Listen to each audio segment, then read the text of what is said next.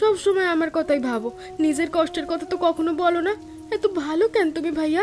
বেশি বাড়লে ঠেলাটা ভাঙবো, তখন রাস্তায় বসে কাঁদতে হইমো। আমরা চিনিস না করো। হাতে নাতে ধরা খাইছো, এখন আর অস্বীকার করার উপায় নাই। আমরা সব নিজের চোখে দেখলাম। আপনি ঝামেলা করতে আইছেন, আমি তোরে ছাড়ুম না।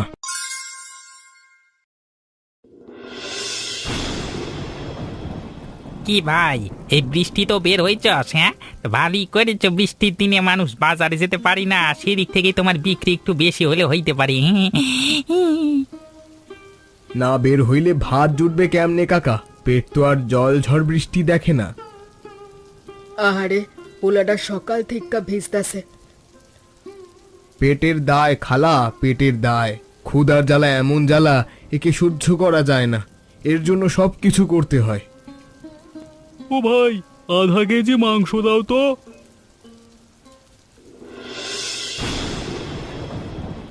ভাইয়া, চাল প্রায় শেষ। আজকে হাঁড়িতে যা আছে কাল হয়তো তাও থাকবে না।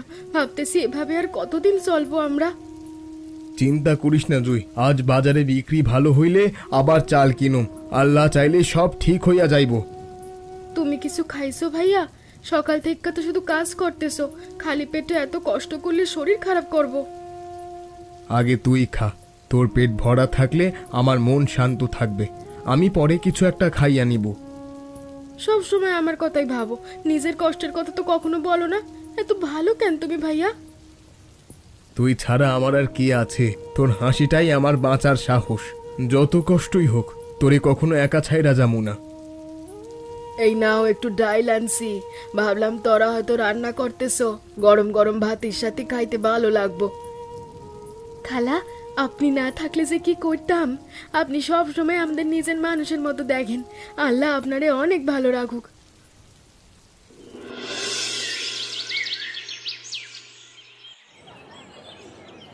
টাকা আনছোস?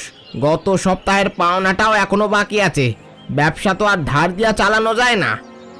আজ অর্ধেক দেই, বাকিটা কাল। সারাদিন অনেক ঘুরেছি, কিন্তু বিক্রি তেমন হয় নাই। কাল ইনশাল্লাহ পুরোটা মিটাইয়া দিমু। সব সময় ধার লাগে কেন? প্রতি মাসেই একই কথা শুনি তোর মুখে। এভাবে চলতে থাকলে আমি বিপদে পড়ুম। বৃষ্টি হইলে বিক্রি কমে যায়, মানুষ রাস্তায় কম বের হয়, তাই আয়ও কম হয়ে যায়। চেষ্টা তো করি ভাই, কিন্তু সবসময় হয় না। ঠিক আছে, কিন্তু কাল টাকা চাই। আমিও তো মহাজনের কাছে হিসাব দেই, কাল যেন আবার অজুহাত না শুনি। আল্লাহ ভরসা, কাল ভালো বিক্রি হলেই সব শোধ কইরা দিমু। কাউরে ঠকানোর ইচ্ছা আমার নাই। মাংস নে, তাজা আছে। সকালেই নতুন গরু কাটছি, বোনটার জন্য ভালো কইরা রান্না করিস। ধন্যবাদ ভাই, আপনি কষ্টের সময় সাহায্য করেন বলেই চলতেছি। আল্লাহ আপনার রিজিক আরো বাড়াইয়া দিক।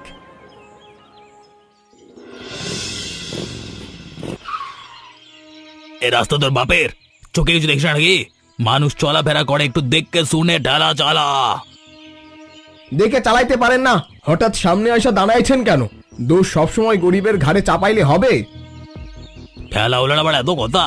সালা চিড়ে দেবো একদম। 2 টাকার কমলা হইয়া মুখে বড় বড় ডায়লগ। নিজের জায়গা বুঝে কথা বল।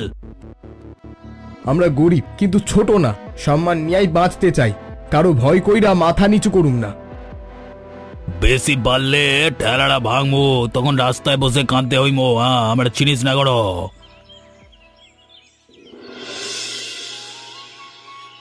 এই রফিকের মাংস ভালো হয়, এই সব সময় টাটকার পরিষ্কার রাখে, এই জন্যই মানুষ ওর কাছে বারবার আইছে। হ্যাঁ, দামও কম নেয়। গরিব মানুষের কথাও ভাবে ছেলেটা। কম লাভ হইলেও কাউকে ঠকায় না। সবার লাইন ধইরা আসেন, এক এক কইরা সবাইরে মাংস দিমু। ধাক্কা ধাক্কি করলে কারো সুবিধা হইব না। বীর কিসের? বাজারে এত হইচই লাগিয়েছো কেন? কি এমন বিক্রি করো যে মানুষ বীর জমিছে? ভালো মাংস, তাই ওজনেও কম দেয় না, ব্যবহারও ভালো, এই জন্য সবাই রফিকের কাছে আসে। আজ থেকে বাজারে ঠেলা চালবে না। অনেক বেশি বাড়াবাড়ি শুরু করছিস। যা বলতেছিস শান্তিতে বাইরে নেয়। কেন, এই বাজার কি শুধু আপনাদের জন্য? পরিশ্রম কইরা খাইলে সমস্যা কোথায়? আমার বাপের হুকুম, এই বাজারে কারা ব্যবসা করব সেটা উনি ঠিক করেন। তার কথা না মানলে ভালো হবে না।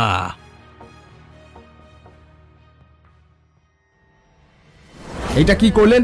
আমি তো শুধু নিজের পরিশ্রম করে বাঁচতে চেয়েছিলাম, তার জন্য এত বড় শাস্তি? কারোর তো কোনো ক্ষতি আমি করি নাই, চুরিও করি নাই, তাহলে কেন এত বড় ক্ষতি করলেন? তোর এত বারবারান্ত থামানোর জন্য আমার মুখে মুখে কথা, আমার কথা না শোনার জন্য তোকে এই শিক্ষাটা দিতে চেয়েছিলাম। তাই আজ থেকে তুই মনে রাখবি সালাম কিচেনেস। আমার সব শেষ হয়ে গেল। এখন আমি কোথায় যাব, কি নিয়ে বাঁচবো? কত কষ্ট করে ঠেলা গাড়িটা কিনে একটা ছোট্ট ব্যবসা শুরু করেছিলাম, কিন্তু এখন সব শেষ। মন খারাপ করিস না, নতুন করে আবার সব শুরু করবি তুই।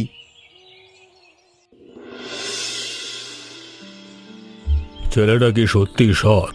লোকের মুখে শুনেছি খুব কষ্ট করে সংসার চালায় ছেলেটি। জি হুজুর, খুব কষ্ট করে। সারাদিন ঠেলা গাড়ি ঠেলে বাজারে বাজারে ঘুরে মাংস বিক্রি করে সংসার চালায়। বেশি লোভ না করে ন্যায্য দামে মাংস বিক্রি করে। মানুষ খুব ভালোবাসে ওকে। এমন পরিশ্রমের সৎ মানুষ আজকাল খুব কমই দেখা যায়। ওর ঠেলা গাড়িটা ভেঙে দিয়ে একদম ঠিক করে নাও সালাম, ওকে ডেকে আনো। সালাম নেবেন হুজুর? শুনছি তোর ঠেলা ভেঙে দিয়েছে। আমি গরিব মানুষ হুজুর, এর বিচার চাই। সৎভাবে রোজগার করে বাঁচতে চেয়েছিলাম, কিন্তু শুনেছি আমি সব কথাই শুনেছি, কিভাবে তোর গাড়িটা ভাঙা হয়েছে। তাছাড়া তোকে নাকি বাজারে বসতেও বারণ করেছে। শোন, আজকে থেকে তুই আমার বাজারে দোকান দিবি। সত্যি হুজুর? সবই আল্লাহর জমিদারের দয়া সম্ভব হয়েছে। আল্লাহ মুখ তুলে চাইছে বাবা। এখন তুই বড় ব্যবসায়ী। মানুষের দোয়ায় সবাই পাশে ছিল বলেই আজ এখানে পৌঁছেছি। একা হলে হয়তো কিছুই করতে পারতাম না। 1 কেজি আলাদা কইরা দেন, ভালো ভালো দিকে রানের পিস দেন, বাড়িতে আজকে অতিথি আইছে। হ্যাঁ, এই নেন ভাই, ভালো করে একবার দেখে নেন তো সব ঠিক আছে কিনা।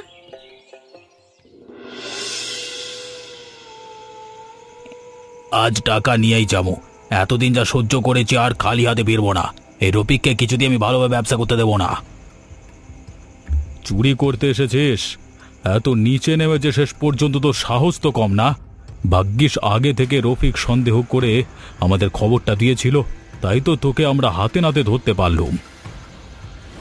না না না, আমি আমি আমি আসলে নিজে থেকে আসতে চাইনি, বাধ্য হয়ে এসে যে ভুল করে হুজুর ক্ষমা করে দিন। হাতে নাতে ধরা খাইছো, এখন আর অস্বীকার করার উপায় নাই। আমরা সব নিজের চোখে দেখলাম। আমি তো আপনার কোনো ক্ষতি করি নাই, তাও কেন বারবার আমার পেছনে লাগেন? আমাকে মাফ করে দেন, আর কোনোদিন এমন ভুল করবো না। ছেড়ে দেন, ছেড়ে দেন। আগে অন্যায় করেছিস, এখন চুরি। একটার পর একটা এভাবেই ভুল করিয়ে যাচ্ছিস। এভাবে চলতে থাকলে সব শেষ হয়ে যাবে। পুলিশে খবর দিন হুজুর, এবার শাস্তি না দিলে ও আর থামবে না। সবকিছুর বিচার হওয়া দরকার।